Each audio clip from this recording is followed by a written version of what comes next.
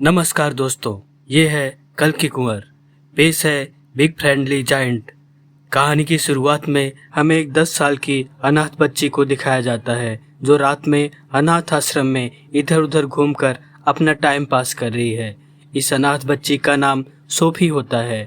दरअसल ये बच्ची इंसोम्निया से पीड़ित है, अर्थात इसे नींद ना आने की बीमारी है। सोफी खुद से ही बातें कर रही होती है। वो कहती है, मैट्रन कहती हैं, झोली बाबा रात के 12 बजे आते हैं, जबकि कुछ बच्चों का मानना है कि वो रात के 2 बजे आते हैं। पर असल में झोली बाबा रात के 3 बजे आते हैं, जो बच्चों को उठा ले जाते हैं। और अब रात के 3 बज चुके हैं। सोफी को बाहर से कुछ आवाज़ सुनाई देती है। सोफी बालकनी में आती है। वो देखती है बाहर रखे डस्टबिन को कुछ बिल्लियों ने गिरा दिया है, और तभी बिल्डिंग के पीछे से एक बड़ा हाथ बाहर आता है और वो डस्टबिन को उठाकर रख देता है। उसके बाद सोफी एक बहुत बड़े दैत्य को देखती है जो बिल्डिंग के पीछे से अब बाहर आ जाता है, और अब दैत्य ने भी सोफी को देख लिया है। सोफी डर कर वापस अपने बिस्तर पर आ जाती है और चादर ओढ़कर खुद को छिपाने का प्रयास करती है, पर वो दैत्य खिड़की से हाथ डालकर सोफी को उठा लेता है और वहां से जाने लगता है। रास्ते में वो दैत्य इंसानों से बचते छिपते हुए भागने लगता है। वो दैत्य कुछ जंगल, झाड़ी, झील पार करते हुए बादलों के परे अपने दैत्य देश पहुंच जाता है।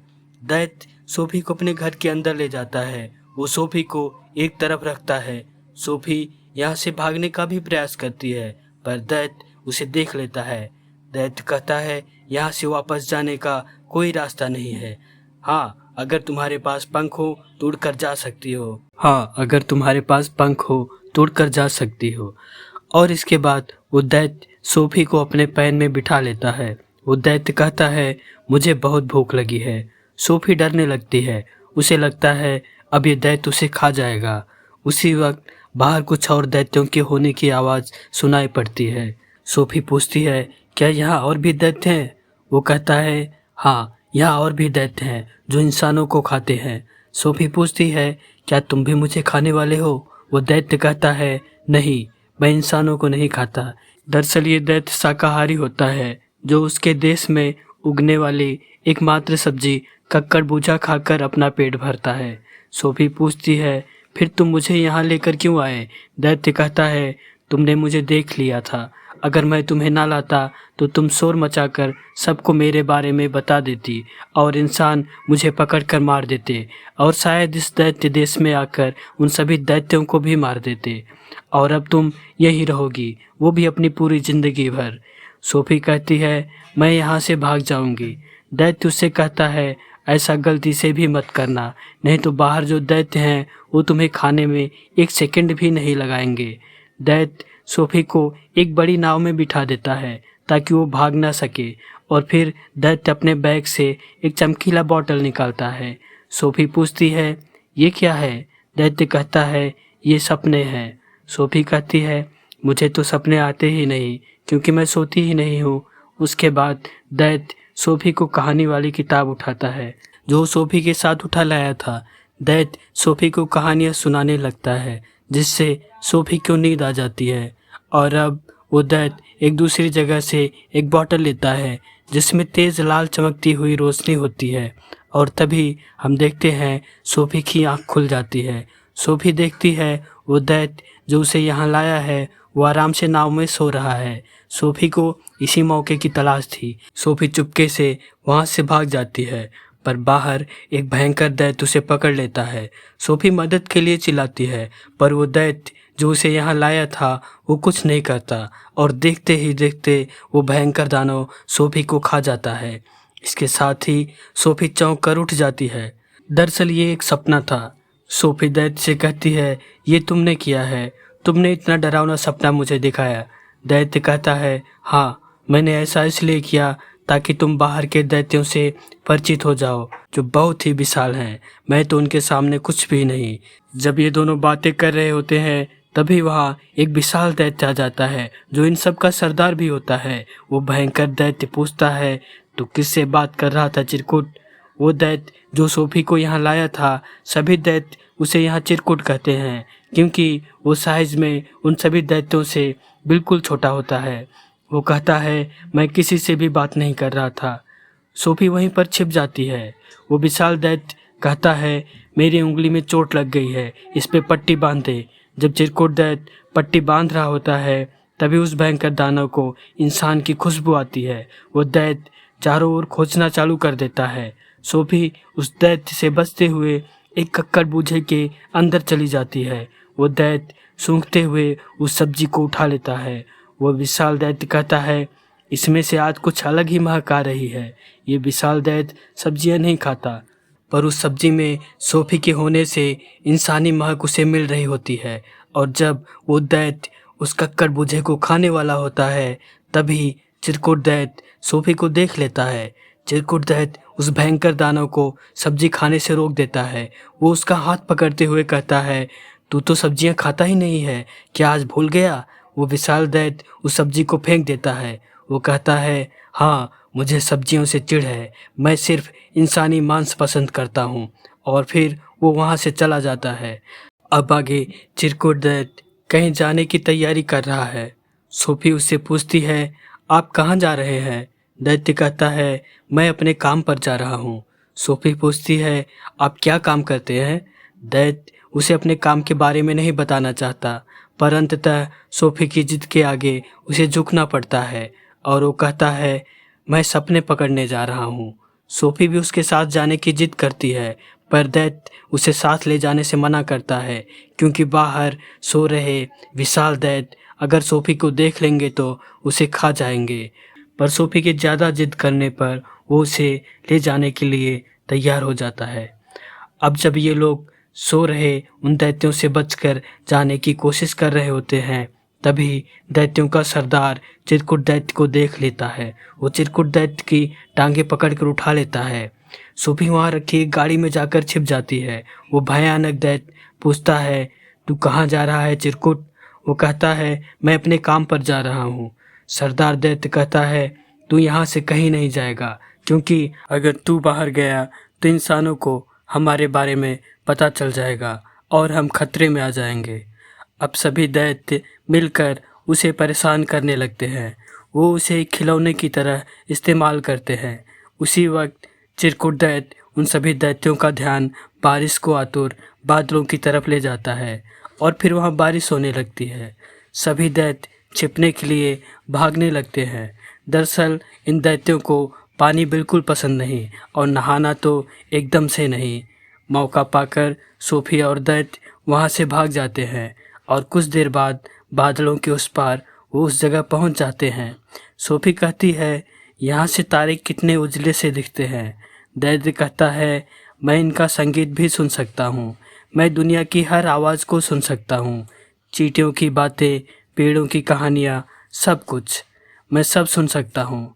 दैत्य कहता है, कभी किसी समय में तुम्हारे जैसा मेरा एक और साथी था, जो मुझे बिग फ्रेंडली जायंट यानी बड़े फरिश्ते जी कहकर बुलाता था। दैत्य सोफी से पूछता है, तुम्हारा नाम क्या है नन्ही परी? सोफी कहती है, मेरा नाम सोफी है।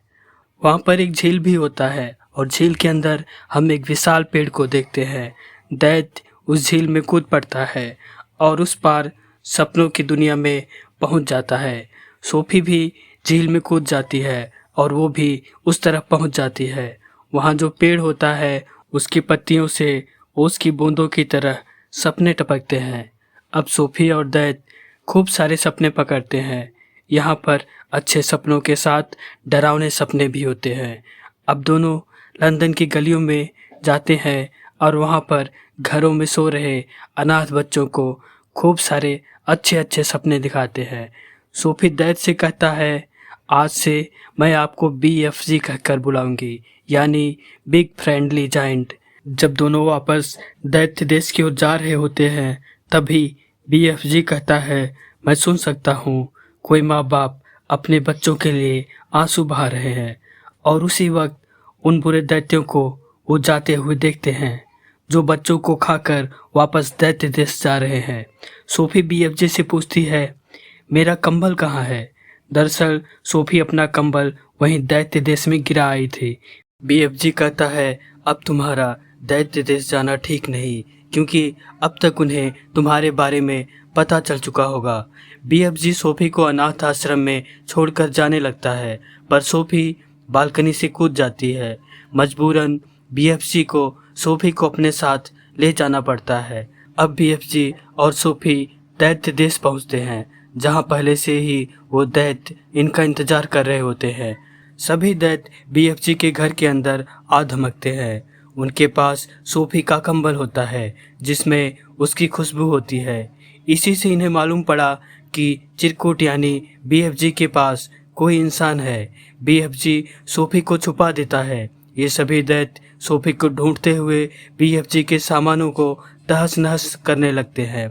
बीएफजी सोफी के कंबल को जला देते हैं और जलती हुई लकड़ी से डराकर उन सभी दैत्यों को भगा देता है। सोफी जब उन दैत्यों से छुप रही होती है, तभी उसे वहां पर इंग्लैंड की महारानी की तस्वीर दिखाई पड़ती है। रानी की तस्वीर देखने के बाद सोफी के दिमाग में एक आइडिया आता है। सोफी बीएफजी से कहती है, हमें इन दैत्यों से निपटने के लिए रानी की हेल्प लेनी होगी। सोफी बीएफजी से कहती है, आप महारानी को एक ऐसा सपना दिखाइए जिसमें उन्हें सभी 9 दैत्य इंग्लैंड में दिखाई दें और ये सभी दैत्य बच्चों को पकड़कर खा जा रहे हैं। साथ ही उस सपने में मुझे और खुद को भी डालना, ताकि जब हम उनके सामने जाएं तो वो हमें पहचान सकें और हम पर यकीन करें। बीएफजी ऐसा ही करता है। वो उस सपने में सभी दैत्यों को डालता है, साथ ही में उसमें खुद को और सोफी के साथ बहुत सारे बच्चों को भी डालता है। अब रात में जब महारानी सो रही होती हैं, तभी ये दोनों महारानी को उस सपने को दिखाते हैं। उस सपने को देखने के बाद रानी चौंक कर उठ जाती है। वो बहुत डरी हुई होती है। रानी की मेड कहती है, महारानी ये तो बस एक सपना था, डरने की कोई बात नहीं। अब जब मेड न्यूज़पेपर देखती है तो उसमें बहुत से बच्चों के गायब होने की खबरें छपी होती हैं। वो बिल्कुल उसी तरीके से गायब होते हैं जैसा महारानी ने सपने में देखा था। मेड ये बात महारानी को बताती है। महारानी मेड को विंडो के पर्दे हटाने को कहती है और मेड जब पर्दे हटाती है तो देखती है खिड़की पर सोफी खड़ी है। रानी सोफी को पहचान लेती है क्योंकि उसने सोफी और बीएफजी को भी अपने सपने में देखा था। सोफी महारानी को बीएफजी के बारे में बताती है। सोफी महारानी को बीएफजी के बारे में बताती है और महारानी से प्रॉमिस लेती है कि वो बीएफजी को कोई नुकसान नहीं पहुंचाएंगी। अब बीएफजी उन सब के सामने आता है। बीएफजी को देखते ही रानी के सभी गार्ड्स डर जाते हैं और उस पर गन तान देते हैं, पर रानी उन सब को ऐसा करने से मना करती है। अब बीएफजी अदब से झुककर रानी का सम्मान करता है, पर उसके शब्द उल्टे पुल्टे होते हैं। उसे ठीक से बोलना नहीं आता।